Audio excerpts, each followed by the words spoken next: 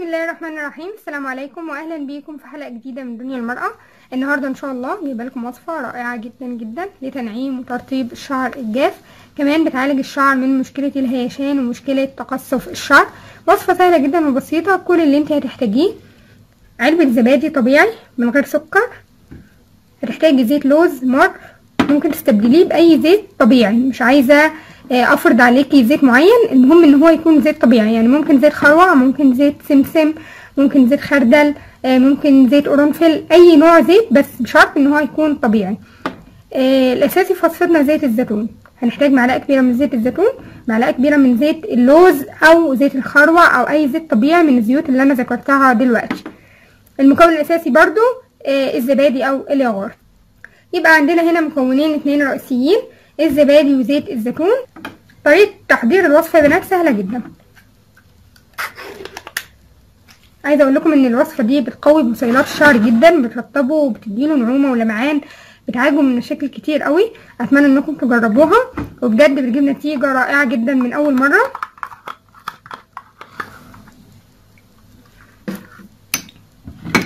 بعد كده هنضيف معلقة كبيرة من زيت اللوز،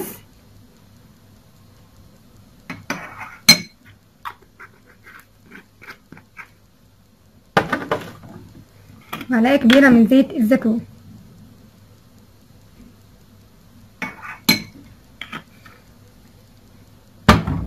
هتمزجيهم مع بعض كويس جدا.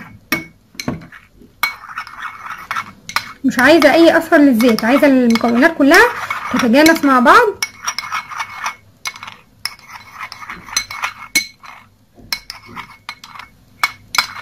وصفة سهلة جدا وبسيطة يا بنات ومش هتكلفك كتير، لكن بصراحة نتائجها في منتهى الروعة وفوق الوصف. اتمنى انكم تجربوها، وبالذات ان الزبادي او الياغورت ان شاء الله هيكون موجود ومتوافر عندنا ومش هيكلفك كتير، فيا ريت تستمروا عليها، بجد هتغير في شعركم كتير قوي. زي ما قلتلك اهم حاجة انك تمزجي المكونات كويس قوي بحيث ان ما فيش اي اثر للزيت يظهر معاكي في الوصفة. يعني اللي يشوف الخلطة كده ما يعرفش اذا كان فيها زيوت او لا. عايزين المكونات كلها تتجانس مع بعض. يعني عايزه اقولك ان مستحيل اي واحده مهما كان شعرها جاف تجرب الوصفه دي وشعرها ما ينعمش. هينعم باذن الله من اول مره، وهيبقى شكله صحي وجميل ولامع. زي ما قلتلك لو انت بتعاني من مشكله تقصف الشعر ان شاء الله الوصفه دي هتعالج شعرك تماما باذن الله. كمان لو شعرك هايش ان شاء الله مش هيبقى فيه اي هيشان. بس كده زي ما انتم شايفين المكونات كلها تجانست مع بعض، مفيش اي اثر للزيت في الخلطه.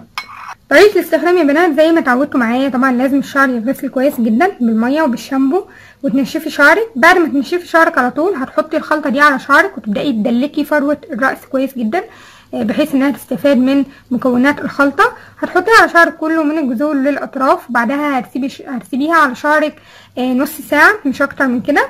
بعدها هتغسلي شعرك بالميه بس، مش هتحتاجي ان انت تحطي شامبو لان مكونات الخلطه زي ما انتم عارفين ما فيهاش اي ريحه مزعجه، مكوناتها كلها جميله جدا.